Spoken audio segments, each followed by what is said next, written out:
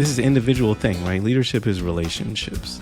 And so what I see happening in these organizations and what I do in my coaching and in my leadership of Consciously is very similar. It's like, okay, well, we know as a group, we want to get to that place over there, right? We might not all agree on how to get there. At some point, we're going to have to choose a path together. And we as an individuals, we set goals. And so it might look like, okay, well, what's goal one? Goal one is X number of widgets by this time. How do we get there? Okay, well, let's figure that out. Let's try this, similar to what you said. Let's experiment. Let's see if this gets us there. And if it does, great. Then let's repeat that or add to that to help us get to the next goalpost. If it doesn't, that's okay too.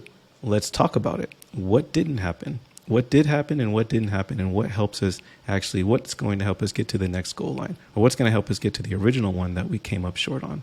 So at scale, at a place like AWS, the way this looks is they have these things called, they're essentially like postmortems. There's this practice of the 5 whys. So you ask, like, when something doesn't go the way that you want it to, you ask the 5 whys, which is like, okay, well, why didn't it happen the way that we wanted it to? Okay. And then why did that happen? And then why did that happen? And then why did that happen? And then you eventually get to like a root cause. It's almost like a practice of root cause analysis to figure out what went wrong and how do we want to adjust. And all of that is, I want to say, scalable through writing. So writing is really big at places like AWS and becoming bigger at places like Google, where it's like, okay, we're going to actually write about and explain what happened in detail. And that helps the leaders who are responsible for this work reflect and get clear, and then also share with others. So there's practices of transparency.